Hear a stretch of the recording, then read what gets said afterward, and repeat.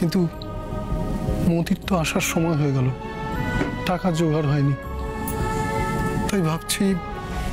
সোহাগ, ও সোহাগ, এই যে সোহাগ, নিশ্চয়ই আমার টাকা জোগাড় করতে পারোনি।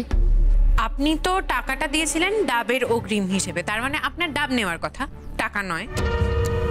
কি বলেছিলাম? সময় পেলেই ফোন দিয়ে আটবে। তা ভালো করেছো, ফোন দিয়ে এটেছো, যা করেছো ভালো করেছো। মানে এখন টাকা নয়, ডাব দেবে, তাই তো? ঠিক আছে, তোমার কথাই থাক, দাও ডাব দাও। চলুন আমার সঙ্গে দিচ্ছি।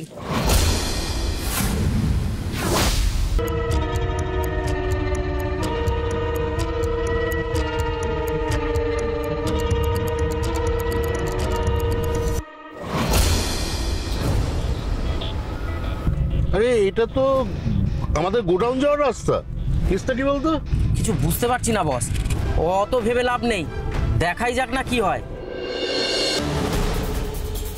আমার এলাকায় এসে আমার গোডাউন থেকে ডাব নিয়ে অন্য লোকে চলে যাবে, আর তোরা দাঁড়িয়ে দাঁড়িয়ে দেখবি, দ্রুত বেটা করবো। যা আগে আটকা।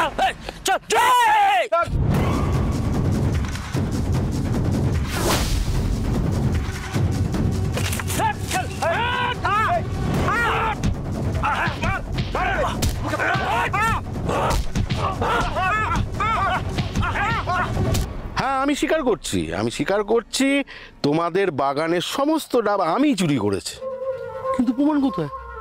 কোনো প্রমাণ নেই। তুমি পুলিশে যাবে, থানায় যাবে, যাও, তোমার কথা কেউ বিশ্বাস করবে না। আমি সেই মানুষ, চুরি করেও কিভাবে সৎ থাকতে হয় আর সৎকে কিভাবে চোর সাজাতে হয় সেটা না আমি খুব ভালো মতো জানি। স্যার, সোহাগ আমাদের যা যা বলেছিল তার সব সত্যি। মতিলাল বাবু নিজে তার মুখে স্বীকার করেছে, এই যে তার ভিডিও। হ্যাঁ, আমি স্বীকার করছি তোমাদের বাগানের সমস্ত ডাব আমি চুরি করেছি, কিন্তু প্রমাণ কোথায়?